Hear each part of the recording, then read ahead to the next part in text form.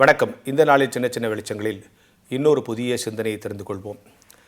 பிரச்சனைகளை தீர்ப்பது எப்படி அப்படிங்கிறது தான் இன்றைக்கி பெரும்பாலான இடங்களில் கேள்வியாக இருக்குது. எல்லா இடத்துலையும் பிரச்சனை இருக்குது, அது தீர்க்கிறது எப்படின்னு நிறைய பேர் ஆலோசனை சொல்கிறாங்க.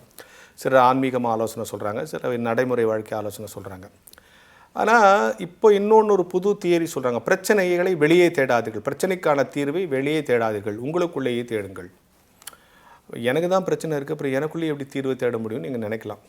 அப்போ என்ன சொல்கிறாங்கன்னா ஆய்வாளர்கள், மனித ஆய்வாளர்கள், பெரும்பாலான பிரச்சனைக்கு நம்ம எங்கெங்கேயோ காரணம் தேடிட்டுருக்கோம்.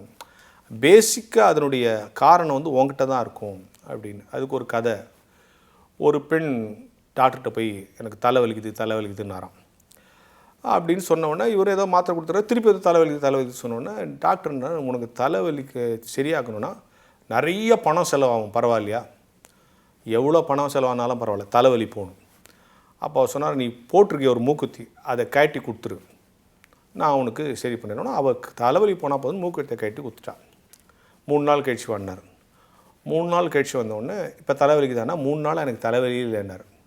அவ்வளோதான், அவன் ட்ரீட்மெண்ட் முடிச்சிச்சுன்னாரான். என்னென்னா அவள் போட்டிருந்த மூக்குத்தியில் இருந்த ஒரு வலி அவள் கண்ணில் பட்டு கிளேர் அடித்து, அதனால தான் அவளுக்கு தலைவலி வந்திருக்கான்.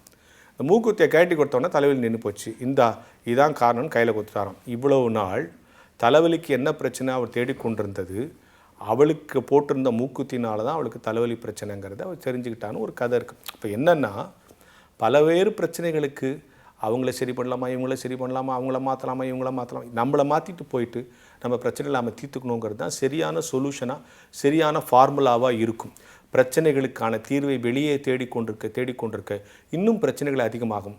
பிரச்சனைகளுக்கு இருந்து விலகி நிற்பது எப்படி என்று நாம் உணர்ந்து கொண்டு நம்மிடத்தில் எந்த மாற்றத்தை நிகழ்த்தினால் இந்த பிரச்சனையிலிருந்து நாம் விடுபட முடியும் என்று நாம் யோசிக்க ஆரம்பித்தால் பல்வேறு பிரச்சனைகளுக்கு விடை கிடைக்கும் என்கிற ஞான வெளிச்சத்தோடு இந்த நாளை தொடங்குவோம்.